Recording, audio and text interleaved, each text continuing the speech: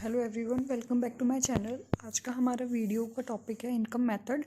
इससे पहले हमने value added method of calculating national income को समझा था और नेक्स्ट वीडियो में इसके बाद हम डिस्कस करेंगे एक्सपेंडिचर मेथड। मैंने नेशनल इनकम पे और भी वीडियोस बनाई हैं। अगर आपका अभी भी बेसिक कंसेप्ट क्लियर नहीं है तो मैंने डिस्क्रिप्शन बॉक्स में सारी वीडियोज़ के लिंक दिए हैं, आप वहाँ से सारी वीडियोज़ को वॉच करके अपने नेशनल इनकम के कंसेप्ट को क्लियर कर सकते हो। अगर आपने मेरे चैनल को अभी तक सब्सक्राइब नहीं किया है तो अभी सब्सक्राइब करिए, बेल आइकन पे क्लिक करिए सो दैट हमेशा आप हमारी इकोनॉमिक्स की वीडियोस के साथ अप टू डेटेड रहें और इस वीडियो को लाइक करना मत भूलिए। इनकम मेथड को बेसिकली हम डिस्ट्रीब्यूटेड शेयर मेथड भी बोलते हैं, फैक्टर पेमेंट मेथड भी बोलते हैं। इस मेथड में हम नेशनल इनकम को फैक्टर पेमेंट्स के टर्म्स में कैलकुलेट या एस्टिमेट करते हैं। फैक्टर पेमेंट्स 4 प्रकार की होती हैं: compensation of employees, rent, interest and income. ये वो इन पेमेंट होती हैं जो हम फैक्टर्स ऑफ प्रोडक्शन के ओनर्स को देते हैं। फैक्टर्स ऑफ प्रोडक्शन भी 4 होते हैं: land, labour, capital and enterprise. ये इनकम हम during an accounting year calculate करते हैं। जो हमारी डोमेस्टिक इनकम का सम टोटल होता है, पूरा जो भी domestic territory of a country में जनरेट होती है या फिर मींस होती है, भले ही वो हमारे रेसिडेंट्स के द्वारा हो या नॉन रेसिडेंट्स के द्वारा जनरेट की गई हो, सारी को हम जब सम टोटल करते हैं तो हमें डोमेस्टिक इनकम मिल जाती है। जब इसी में डोमेस्टिक इनकम में हम net factor income from abroad को ऐड कर देते हैं तो हमें नेशनल इनकम मिलती है। जो फैक्टर इनकम होती है वो इनकम होती है जो कोई person as a reward earn करता है जब वो पर्सन अपनी कोई फैक्टर सर्विस को रेंडर करता है या देता है। ओल्ड एज पेंशन जो रिसीव होती है सीनियर सिटीजन्स को, वो उनकी कमाई हुई इनकम नहीं होती, वो तो एक हेल्प होती है जो सरकार उनको वैसे दे देती है, भले ही वो उन्होंने पहले काम किया है या नहीं किया है, उनको वैसे in the form of help सरकार उनको पे करती है। इस प्रकार की जो हेल्प, डोनेशन या चैरिटी की जो पेमेंट्स या रिसिप्ट्स होती है उनको हम ट्रांसफर रिसिप्ट्स या ट्रांसफर पेमेंट्स बोलते हैं। इनको नेशनल इनकम में इंक्लूड नहीं करते। क्लासिफिकेशन या types of factor incomes basically 4 प्रकार के होते हैं, हमने डिस्कस किया है: rent, wages, interest and profit. लेकिन हम यहाँ पे 3 टाइप्स में क्लासीफाई कर रहे हैं। पहला हमारा क्लासीफाई है compensation of employees. Compensation of employees में हमारी 3 चीज़ें आती हैं। पहली है wages and salaries in cash, ठीक है। सेकंड है हमारा पेमेंट इन काइंड। कई बार हम कैश में पे ना करके हम किसी को किसी दूसरे रूप में पे कर देते हैं। फॉर एग्जांपल्स, जो एम्प्लॉयर्स हैं, ठीक है, वो क्या कर रहे हैं, वो अपने एम्प्लॉय को, अपने वर्कर्स को रेंट फ्री अकोमोडेशन दे रहे हैं, फ्री में रहने के लिए जगह दे रहे हैं, तो वो पेमेंट इन काइंड है। थर्ड है हमारा employers contribution on social security. कई बार जो अपने वर्कर की सोशल सिक्योरिटी के लिए जो एम्प्लॉयर होता है, ठीक है, वो उनके पीपीएफ में पैसा देता है। फोर्थ है हमारी पेंशन ऑन रिटायरमेंट। ये हमारी ओल्ड एज पेंशन नहीं होती। ओल्ड एज पेंशन तो वो होती है कि जो बंदे ने पहले कभी ज़िंदगी में काम किया है या नहीं किया है, फिर भी बुजुर्ग होने पे सरकार उसको पे कर रही है। लेकिन रिटायरमेंट पे पेंशन तब मिलती है जब किसी बंदे ने किसी जगह पे बहुत सालों तक काम किया है, वहाँ से जब वो उस वर्क से रिटायर होने के बाद भी उसको जो पेमेंट मिलती है वो पेंशन होती है। सेकेंड कैटेगरी हमारी आती है ऑपरेटिंग सरप्लस। ये वो इनकम होती है जो प्रॉपर्टी या एंटरप्रेन्योरशिप से हमको मिलती है। इसके अंदर हमारी बाकी 3 चीज़ें आ जाती है: रेंट, इंटरेस्ट एंड प्रॉफिट। इसी ऑपरेटिंग सरप्लस के अंदर प्रॉफिट की भी 3 कैटेगरीज या 3 प्रकार होते हैं। पहला प्रकार है डिविडेंड्स। ये प्रॉफिट का वो हिस्सा होता है जो हम शेयर होल्डर्स में डिस्ट्रीब्यूट कर देते हैं। इसको हम डिस्ट्रीब्यूटेड प्रॉफिट भी बोलते हैं। डिविडेंड वर्ड आपने अकाउंटेंसी में ज़रूर सुना होगा। ये शेयर होल्डर्स को दिया हुआ प्रॉफिट होता है। सेकंड होता है हमारा कॉर्पोरेट या फिर कॉर्पोरेशन प्रॉफिट टैक्स। ये वो पार्ट होता है प्रॉफिट का जो हमें मींस कंपनीज को, गवर्नमेंट को पे करना पड़ता है in the form of profit tax. Third होता है हमारा अनडिस्ट्रीब्यूटेड प्रॉफिट। नाम से ही पता लग रहा है कि ये वो प्रॉफिट है जिसको हम डिस्ट्रीब्यूट नहीं करते, जो फर्म्स बचा के रखती हैं किसी भी प्रकार के कंटिजेंट एक्सपेंसेस को मीट करने के लिए। इसको हम कॉर्पोरेट सेविंग भी बोलते हैं क्योंकि ये सेविंग्स होती हैं फर्म्स की जो प्रॉफिट में से होती हैं। थर्ड कैटेगरी है हमारी मिक्स्ड इनकम। ये वो इनकम है जो सेल्फ एम्प्लॉयड वो होते हैं जो किसी के अंदर काम नहीं करते, किसी के अंडर मिलके काम नहीं करेंगे, वो खुद का काम करेंगे। जैसे खुद की टेलरिंग या फिर स्टिचिंग का काम शुरू कर देना या कन्फेक्शनरी की शॉप घर पे शुरू कर देनी है ना, तो वो बंदे क्या करते हैं, खुद का लेबर, खुद का लैंड, खुद का कैपिटल एंड खुद का एंटरप्रेन्योरशिप स्किल्स को यूज करते हैं अपने घर के बिजनेस में या फिर अपने खुद के बिजनेस में।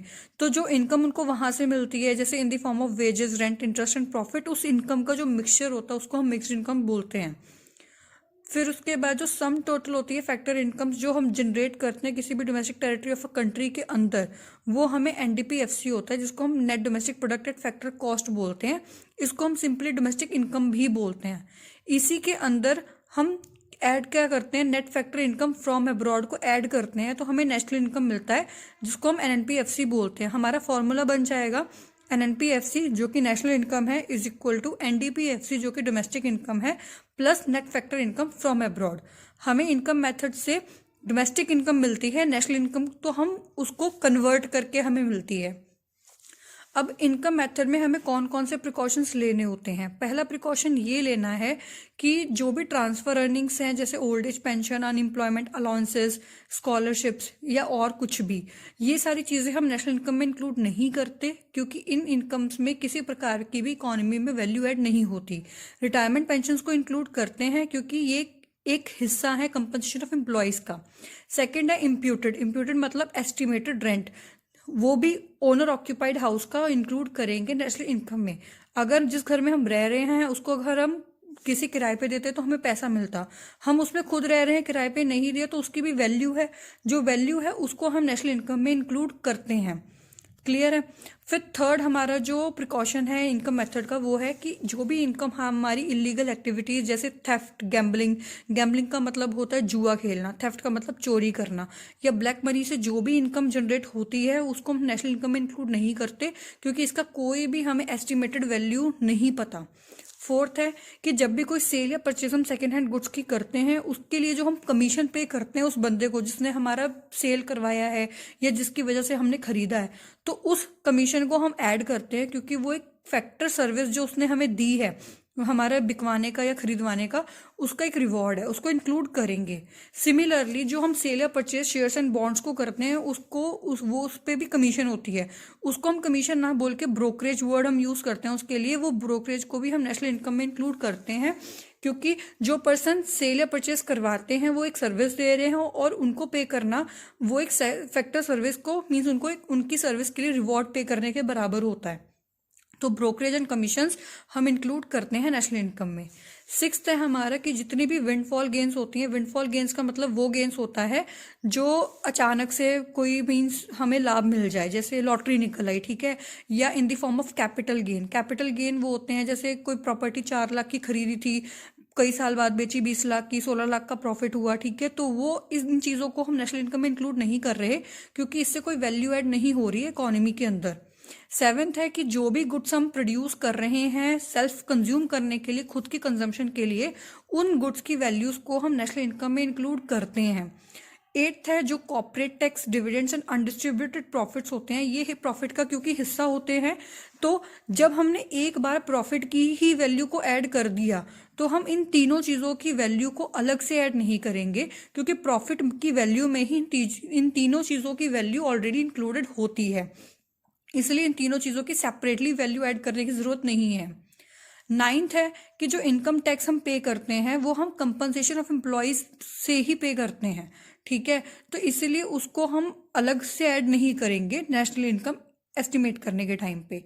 टेंथ है हमारा wages and salaries in cash या फिर काइंड या फिर एंड दूसरा है social security contribution by the employers on behalf of the employees. ये सारी की सारी तीनों चीज़ें हिस्सा होती है कंपनसेशन ऑफ एम्प्लॉयज़ का, इसलिए जब हमने कंपनसेशन ऑफ एम्प्लॉयज़ की वैल्यू को ऐड कर दिया है तो इन तीनों चीज़ों की वैल्यू को सेपरेटली ऐड नहीं करेंगे नेशनल इनकम में। 11th है कि जो टैक्सेस होते हैं जो गवर्नमेंट को रिसीव होते हैं वो गवर्नमेंट को हम टैक्स पे कर रहे हैं क्योंकि वो हमारी कंपलसरी ट्रांसफ़र पेमेंट्स हैं, तो इसीलिए उन टैक्सेस को हम इंक्लूड नहीं करते नेशनल इनकम के अंदर। जब भी हम नेशनल इनकम को कैलकुलेट करते हैं तो जो टैक्सेस हम पे कर रहे हैं उसको हम इंक्लूड नहीं करेंगे क्योंकि वो कंपलसरी ट्रांसफ़र पेमेंट्स है जो हमें पे करनी ही करनी है। फिर अब हम इनकम मेथड को कुछ एग्जाम्पल्स के या एक सम के द्वारा, ठीक है, एक न्यूमेरिकल के द्वारा समझेंगे जिसमें हमें कैलकुलेट करना है net domestic income, gross domestic income, third हमें कैलकुलेट करना है net national income and fourth calculate करना है net national product at market price. Given हमको indirect taxes ₹9,000 crore, subsidies ₹1,800 crore, फिर थर्ड हमें गिवन है डेप्रीसिएशन ₹1,700 करोड़, फोर्थ हमें गिवन है mixed income of self employed ₹28,000 crore, fifth हमें गिवन है operating surplus ₹10,000 crore, and sixth हमें गिवन है net factor income from abroad, जो माइनस में गिवन है -रुपीज़ 300 करोड़। सेवन्थ हमें गिवन है कंपनसेशन ऑफ एम्प्लॉयज ₹24,000 करोड़, ये हमें गिवन है। सो हम फाइंड करेंगे, सॉल्व करते हैं इस क्वेश्चन को। पहली चीज हम फाइंड करेंगे net domestic income. Domestic income कैसे होगी? इनकम मेथड में सारी फैक्टर इनकम्स को ऐड कर दो। कौन कौन सी हैं? Mixed income of self employed plus operating surplus plus compensation of employees. इन तीनों चीजों की वैल्यू देखेंगे, हमें क्वेश्चन में गिवन है तीनों चीजों की वैल्यू, वही वैल्यू को ऐड करेंगे। 28,000 plus 10,000 plus 24,000 is equal to ₹62,000 crore. ये हमें वैल्यू मिल गई। अब हमें फाइंड करना है gross domestic income. Net domestic find कर चुके हैं। नेट में जब डेप्रिसिएशन ऐड करते हैं तो ग्रॉस मिलता है, ठीक है। डेप्रिसिएशन की वैल्यू हमें गिवन है 1700, तो इसी को ऐड करेंगे। ₹62,000 plus 1700 is equal to ₹63,700 crore, हमें वैल्यू मिल जाएगी ग्रॉस डोमेस्टिक इनकम की। थर्ड हमें फाइंड करना है नेट नेशनल इनकम। इसमें क्या है, हमें नेट डोमेस्टिक इनकम हमने फाइंड किया हुआ था, नेशनल फाइंड करना है। डोमेस्टिक में net factor income from abroad नहीं होता, इसीलिए हम ऐड करेंगे net factor income from abroad, तो हमें मिल जाएगा नेट नेशनल, ठीक है। तो 62,000 प्लस माइनस, क्योंकि net factor income from abroad की वैल्यू माइनस में है, तो ब्रैकेट में माइनस का साइन लगाएंगे, -300। जब मैथ का रूल है कि ब्रैकेट जब साइन दो होते हैं तो ब्रैकेट में लगाते हैं, ब्रैकेट को ओपन करेंगे तो साइन चेंज हो जाएंगे, प्लस माइनस माइनस वो हो जाएगा, ठीक है। 62,000 -300 क्या हो जाएगा? ₹61,700 करोड़। फोर्थ हमें फाइंड करना है NNP-MP। कैसे फाइंड करेंगे? नेट नेशनल इनकम की वैल्यू में हम नेट इनडायरेक्ट टैक्सेस को ऐड करेंगे। नेट इनडायरेक्ट टैक्सेस की डायरेक्ट वैल्यू नहीं गिवन है, हमें इनडायरेक्ट टैक्सेस और सब्सिडीज की गिवन है अलग से। तो इनडायरेक्ट टैक्सेस माइनस सब्सिडीज, तो क्या आएगा? 61,700 प्लस 9,000 माइनस 1,800, तो हमें वैल्यू मिल जाएगी ₹68,900 करोड़। तो ये हमें वैल्यू मिल जाएगी NNP-MP की। अगर आपको मेरी वीडियो अच्छी लगी है तो वीडियो को लाइक करना मत भूलिए, कमेंट्स में अपने रिव्यूज़ को शेयर करिए, इस वीडियो को अपने फ्रेंड्स के साथ शेयर करिए। नेक्स्ट वीडियो में हम वैल्यू एडेड मेथड को डिस्कस कर चुके हैं, इनकम मेथड को डिस्कस कर चुके हैं, अब एक्सपेंडिचर मेथड को डिस्कस करेंगे। अगर आपके कोई भी डाउट्स है तो कमेंट सेक्शन में आप पूछ सकते हैं। Thank you.